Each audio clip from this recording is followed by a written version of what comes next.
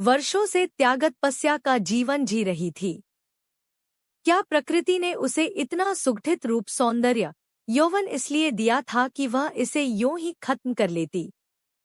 प्याले में लबालब भरा दूध बच जाए तो उसे नाली में बहा देने से तो अच्छा है कि वह किसी भूखे के पेट में जाए। पाप पुण्य की परिभाषाएं सबके साथ एक सी नहीं हो सकती। उसे भी सुख पाने का अधिकार है।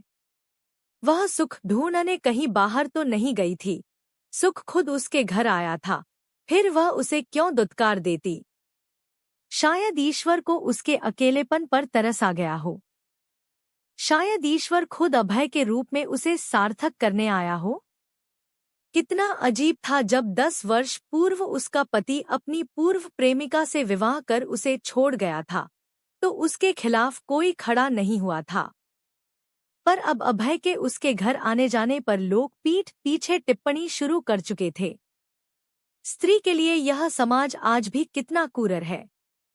उसे या तो पत्थर की देवी समझता है या फिर उल्टा। पर वह इन दोनों छवियों से अलग थी। वह एक जीती जागती हाड़मांस की इंसान थी, जिसमें इच्छाएं होती हैं, जज्बात होते हैं। वह जीना चाहती थी अपनी मर्जी से।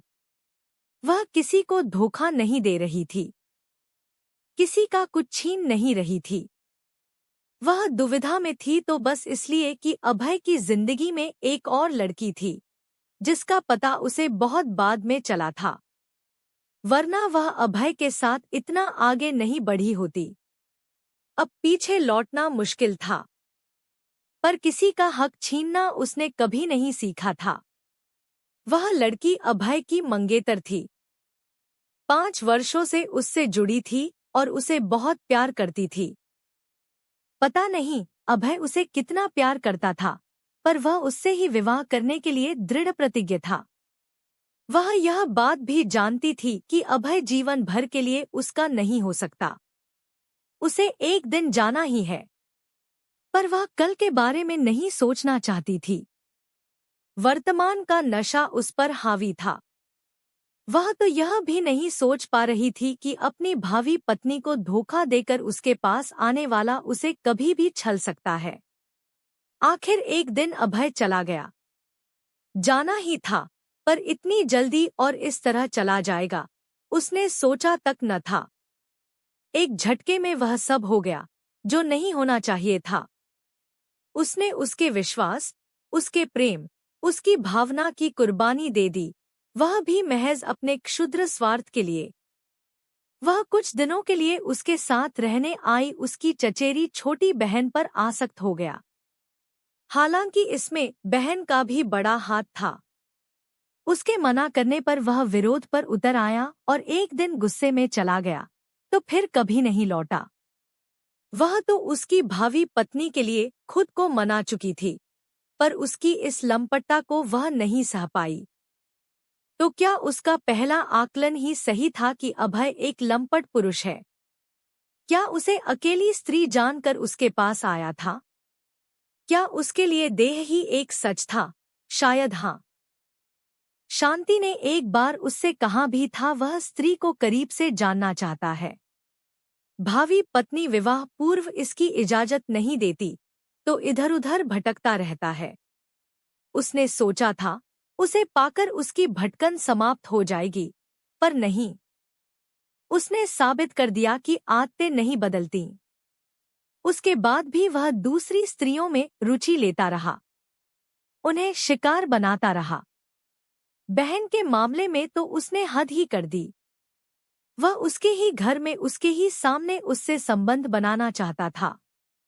उसने बहन को वापस भेज दिया तो नाराज हो गया।